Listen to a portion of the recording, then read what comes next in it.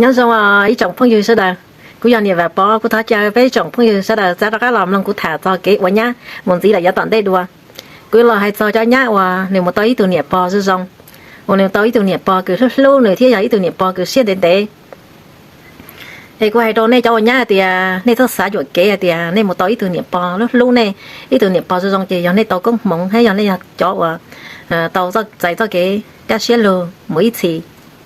này thất sĩ chạy cái xe li nó cho khó thì này tối từ nhiệt bò rồi xong thì giờ ít từ nhiệt bò cứ này đã tàu chạy cho này cái cứ chỉ học cũng mỏng xong cho khó thì tàu một tối từ nhiệt bò chỉ xong thì tàu giờ tàu cũng mỏng xong là giờ tận đây cho khó thì người tụi nhập bò do ít cho cái cờ đâu nữa nè ít cho cái chót kia nữa nè biết sai à đi vào luôn hạt tiền cho cá chỉ lon chuẩn lại cho yên mà lon chuẩn nó chỉ tàu chè nên một tàu ít tụi nhập bò kiểu rong rong chè nếu chè trong này yên cho thầu cơ rồi lon nên nó là rồi nó chỉ tàu do thì nên một tàu ít tụi nhập bò bị phê ní chè nếu trong cầu liêu cho chị tao ý tiểu mơ cho lón nó lại nè tao thầu cơ nè tao ấy tuần cho các cá tao thầu cơ nè tao lẩu ấy thường lẩu vậy nè các cá thế nè chị ý cho mình nhổ sáng nó sáng dòng nè nè một tới từ niệm bao rong rong từ niệm bao tới cho từ niệm bao chỉ lón trốn nó trên từ niệm cho ý từ niệm cho ý chị tao thầu cơ mà lón nó chị từ niệm cho tới ý chị chỉ muốn lên từ sáng nó chỉ muốn lên nó tàu liêu cho khó thì với từ nhiệt bò mà ví dụ như từ tao lon chuẩn nói thì tao chọn chuột các căn thì để chọn chuột thiệt cao á nó chuột mỏng mỏi thiệt cao á giờ thì trên chuột lẩu thì chuột ít thì cô hay đi nói cô hay thay to thì nên giờ tới từ nhiệt bò xong thì từ nhiệt bò đó thì chỉ khai chay đó nên thì chỉ khai cái chân dây đó nên nên tua chỉ tao nên tao này cái phèo họ nên tua nhiệt bò cho nên tao này cái phèo này lo tụi một nhóm tròn này chị thật cái này chị nhớ cách chính pha chị nên thâu lòng mỗi từ lầu chị nên tới từ nhá lò này chị sẽ rong liền nè po là nên tới từ nhá lò chị rong liền nè po chị nên từ nhá qua nhua xét trong này qua phê trong này nên chị chơi giả chị thâu này giờ nên giờ chuối ý chị nhá lò là nhá nhưng chị tao giờ chuột cá nhá nhưng giờ chuối ý đi dạng cầu thì chị bò là bò chỉ chơi giải nhá là nhá chỉ chơi giải bò thì yon ít thì ít chỉ mua từ nó tàu thì yon cho cái này thì lon cho nó thì bí ảnh tụi bò nữa cho chị khi tụi nhá tụi nhá cho này cái phê hậu tụi nhá tua lại nữa tụi nhá cho rong thế này chị cho thấu tụi nhá ý tụi cho cá bò thì mua là lon nó là chị tôi chọn chọn một cái cá thôi chị nhá trong đi tụi cho cá chị cho thấu cho mình nhua xã dụng xã no tụi bò thì mấy lúc này nhớ cái xe lửa thì tàu rong giờ thì này xa thì này tàu ít từ niệm bò rong này thì này tàu cũng mong rong này chỉ giờ cũng mong rong đi giờ ít từ niệm bò tát tọa trên trong này chuột chỉ chơi trong này chơi thì này chỉ do cá chén pha cô hay lên nó cô chỉ tàu xài thì này tàu ít từ niệm bò rong chơi ít lúc từ này phải chỉ tàu xài đi chỉ tàu giờ hay nó mua từ này tất cả làm một bò đó có từ bò rong chơi này nhưng tất cả rong đó này cho nhá thì ta chỉ mua cánh tù này chỉ trao vào rong này chị để chỉ cho các chính phan chị tụ bỏ rong sư để tụ bỏ rong sư chị bỏ tụ nhá lọt tròn chị tụ nhá ôm bao cho bao chỉ đâu nữa chị này chỉ bao tụ nhá ôm bao chị này chỉ cho các chính phan chị để cho cái phèn tua chị tao tua chị cho cái phèn chị chia đòn được chị rong này chị lên bao phun đòn tụ nhá tụ chị này chị bao chục lần đòn tụ nhá chị rong non này trên đòn tụ nhá uo này chị thằng ta này lúc này nữa từ thế lúc này nữa tụ sẽ chập lại nếu chỉ mua cái xí số nhá cho họ vì đó có tiền cho cái phê chia nó nữa chỉ cho các chính pha vậy nữa chỉ cho ở trên đấy vậy tụi nhá là tụi nhá ở phê vậy nhưng cho tụi nhá ở phê thiên đa tụi nhá tàu sấy là nhưng đó tụi nhá tàu sấy mà tụi nhá một tàu sấy chị nữa cho nên cho trả là một tàu sấy chị tụi nhá trong nên cho trả thì phê mà có phê bổ một nó cũ phê bổ một nó to như vậy thằng tới chỉ ăn cho các chính pha ở trên đấy như vậy thì tới thường nhá lo vậy thằng tới yêu bí giả liên rồi yêu bây tối thủ niệm bao nhiêu rong là bây giờ cho các chính pha của hai đối ý trọng ở nhà thì một tối thủ niệm bao nhiêu rong nên cho các chính pha thia nên chủ tàu chú xuyên đấy thia niệm bao chú xuyên đấy là nên chủ tàu chú xuyên đấy thia mới nô từอยู่ที่tối lúc nên rong giờ thì tới thủ niệm bao chú xuyên đấyอยู่ha chỉ cho các chính phaอยู่ha cho ý lúc xuyên lũ giò này chịอยู่ha chỉ cho các chính pha vậy mới từ lúc nên từ chọn vậy lúc nên có qua อยู่นั่งก็ยังยัวหรือนั่งก็กลัวอยู่เดียโอ้กูจะกูจะจ้าลงกูเนี่ยพอรู้มากูเนี่ยพอจะตัวจะซองฮะกูอยากกูจะซองอ่ะกูตัวเนี่ยพอที่จะซองนี่เนาะเจอยู่จะรีไว้ตัวในคัดแท่งตัวหลักเจจริงๆก็เจ๋งฟ้าแล้วก็ตัวเนี่ยพอจีเคอยู่เจเจอยู่จะรีsáng là thìอยู่จะซองอ่ะเนี่ยพอที่จะซองนี่เจอยู่จริงๆก็เจ๋งฟ้าอยู่โตจะเนี่ยย่าเราเจอยากจะเนี่ยย่าคือเอี้ยซื่อจะเนี่ยย่าเจอยากจะเนี่ยย่าคือฉี่ปอมปองนี่เจthời yêu tôi yêu ý lần nè thì chả nhau dùng bông thì với chim bông tua thiếu với chỉ tua thiếu thôi nè với chỉ ít có tâmใจlà nó có tao này cái chuột chụp bờ tua lại thì tao cáiใจlại thằng đóอยู่chỉ cho cách chính pha chịอยู่chỉ cho cách chính pha trong này chị tao này cái chuột bờ tua do tua bao cái khe này chị bao chỉ bao cái khe này chị tụi đó tại do nếu chỉ cho cách chính pha là tao cái chuột chỉ cho chữ tua hay nó đừng cho nên trong hay thì chỉ thắp bút tao cái phải chữ tua này chị nữa cho nên trong này chị nữa muốn là cái phải câu trong để nếu chỉ cho tới tua này chị nữa chỉ cho nhắc với dân do chị nữa tới lúc này cô sử dụng thế là gì để chỉ cho cái chính pha này chị tôi chỉ cho cái chính pha này chị cô chỉ li bài kia cho cái phải tới tua chứ ai đâu nếu chỉ li tới lúc này có qua tôi nhảy tôi thế mà nếu cô thì này bỏ là lúc dùng là lúc này bỏ giờ cho nên chỉ lúc dùngอยู่ไฮลินอใช่ไหมอยู่ที่จีบอยู่ตัวกี่เพลแล้วตัวกี่เพลยังเราอยู่ที่อยู่ที่จีบแล้วเจรู้ตัวรู้ว่าตัวอยู่ก็ตัวกี่จงอ้วนนี่เจรู้ตัวกี่เพลแล้วรู้ไม่จะใจหมูรู้จีอ้วนนี่เจตัวกี่เพลรู้ที่จีบอยู่รู้จีบตัวกี่จงอย่างรู้ตัวกี่จงซื้อวิธีเขาเดียพอตัวเคเรารู้ตัวยิงจ่อเนี่ยอีอย่างนี้ว่าให้ตัวกันตัวกันเต้าน่ะตัวตัวเกิดอย่างตัวยิงจ่อจนเต้าต้องเต้าเนี่ยวิธีนี้โมเตาcái là gì này thì lên tao một tao thôi à không được xong là một sao lúc công ty và xin tao đào cho nên một xin tao đào cho nên cả bao cho nên thêm một xin tao đào cho nên mua kia tao một lúc công ty cứ dùng gì đó này thiết thiết tao này hay là một tao lúc công ty và dùng gì đó do thì tụi chị bán đào này chị nhưng một lúc công ty và nhóm sản độ thứ chị một khử lý khử ta chỉ chỉnh lo lương trời thếสิ่งเราเนี่ยรีเจอเท่านี่เจแล้วเขาเนี่ยจีป้อนตายเจในรุ่นนั้นคือน่ะในรุ่นนั้นเจคือในเจตัวเสียเนี่ยเจจะจ่อเนี่ยเดี๋ยวจะจ่อเนี่ยอ้วนวิจารณ์เดี๋ยวเนี่ยที่จีจ่อเกินต้องเกินตายอายุที่จีจ่ออายุหมู่ที่ได้บังไล่เสียหรออยู่ที่จีรออยู่หมู่จีต่อเกตเด้อยู่หมู่ตัวรอgiao thông uổngอยู่ซื้ออยู่giao thông phạtอยู่เนี่ยซื้อนี่เจอยู่bỏ giao thông về giao thông yếu phôi yếu nhẹ về yếu chạy lên chạy về yếu tu sĩ nè vì đó có tiền thì chỉ cho yếu cầu nè yếu chỉ bao do cái tên về chỉ bao đâu về yếu hoa từ là một chỉ tàu nè để bây giờ ấy đi tụi anh hoa để bao chỉ kia này để chỉ cho các chính pha về nếu thì yếu một trong linh non ta lo chỉ một cho tới mình tàu không đây ta được cái này một chỉ tàu này sáu chỉ tàu lên lúc xếp sáu về này một chỉ tàu liền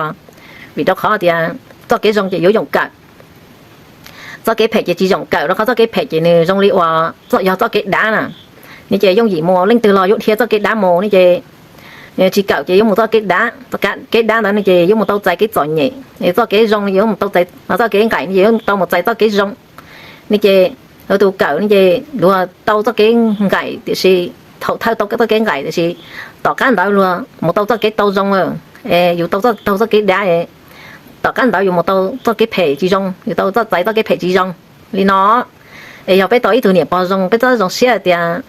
bây mong trong bây tao ít tuổi bao trong mà chỉ chạy bây, nếu chỉ chạy với nhau nếu chỉ khai dùng thứ nào mà, nếu chỉ khai chạy dùng thứ nào mà,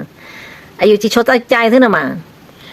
cô hai li nó cô chỉ tao chạy thì nếu cho tao tuổi bao trong cái trận này chỉ cho cá chính phải nếu chỉ trong, đây rồi nếu cho cá chính phải thì cô dùng trong li baoแต่สิเขานอนมั่วจะเจอเสื้อเขาว่าอยู่ใต้ตัวเนี่ยพอจะส่งอยู่จริงจะกัดจังไฟอยู่ที่ใต้ตัวเนี่ยพอจะส่งเขาเดี๋ยวดูตัวย่าหลอนนี่เจตัวย่าจีจงรีอยู่ตัวเนี่ยพอเลยอ๋อนี่เจอยู่จริงจะกัดจังไฟเจอยู่ว่าจีเต้าส่งแล้วเขาเดี๋ยวตัวจะกัดจังไฟเจอยากจะเจอเสื้อเจตัวจริงจะกัดจังไฟเจเต้าดัวกูให้ต่ออีต่อเกี่ยวเสียตัวในจังหวะย่ามาต่ออีตัวเนี่ยพอจะส่งนี่จุดจะกัดจังไฟเท่าอยู่จุดเฉาส่งเท่าว่าส่งตัวเป้าเนี่ยพอฮะอยู่จุดเฉาส่งเท่าđể thao sĩ trợ trong xe thì inu từ mà cũng yêu lên nhật bản ta sĩ chả bọn cho các chính pha rồi bây giờ chỉ cho các chính pha yêu lên nhật bản chỉ bao uốn này họ chỉ lo cái uốn này uốn một chiếc tàu này chị nhá họ lo uốn nhật bản lại nhá lo uốn đằng rong lại nhiều thì họ lo đằng chỉ rong lại bây giờ là hay cho cái pizza ý là li và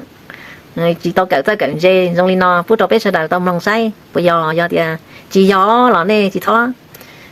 chỉ xem một tờ đó cũ đó khó thì cú chỉ hai tuổi lên tiền về cú hai tới cái bao họ luôn đi tên nó vì bao nhá mua tính mệnh như vậy cú yêu là khi cho bao nhá lúc này đó khó cú cho YouTube nó vậy cú yêu là khi cho cái ô bao nhá đợi tính mệnh ô bao nhá yêu là khi cho bao nhá lúc này đó khó thì cú dùng đi cho cái tức tàu là to là cú giờ ít tuổi cú dùng đi cho cái mà tàu thầu pi một yếu cho nó thầu sau đó cú chỉ cho gì lúc xong vậy cú ta tàu cho cái một dân tình cho sáng đủ là bây giờ cú bảo tao thì tính mình họ luôn cái tên nó rồi giờ bảo nhá tôi cái tính mình sự sĩ tuân tàu xứ thì lì cô từ tôi xia một giờ tua là chừng tôi xia tôi chơi thế như vậy cú thì lì là thả cho bảo nhá luôn anh cú là thả đại tính mình thôi chắc thôi giả nhá cho cú chung YouTube nó là cho cú là hay cho đời nhẹ tu thế bảo nhá cho cái ổn anh nhá cho luôn cái tên nó vậy giờ thì cú hay tao tây giả chỉ học này xia này lò cú chỉ tố tính tiền về thoát chị cú na do thì hậu này là khởi cho một vua hay thì gió này là khởi cho một do khởi cho một vua thì chỉ gió gì chỉ thoát khởi bắt cho một do cho bắt chơi thế nào mà lòng thâu bắt chơi thế nào mà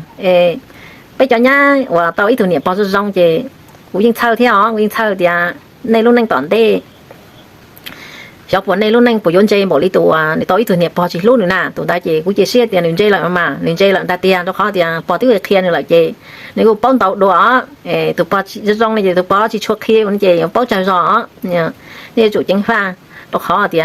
cái ông anh nhớ trốn thì tên nào mà cho cho cái phê yếu chỉ dùng cỡ chỉ cho cái rong này mà yếu chủ tàu cỡ ấy cú thì lọc hết cho khó nó này thì thó xả đi trả đâu cú đó khó thì rồi lý do cái cú tàu là cho nó là ấy cú thì cho là thả đầu bút đầu bé tầm long hay thì bắt thay bút đầu bé long hay thì giờ ít đó cái cứ dùng một tàu ít tụ bao trong cái dù chỉ số bớt chay nè dù chỉ số bớt chay bị trời tới ít tụ bao cứ này chạy dù là gì bao tàu là gì như chạy dù tua tàu ta cái phê tua đi chạy dù bớt chay đuôn chạy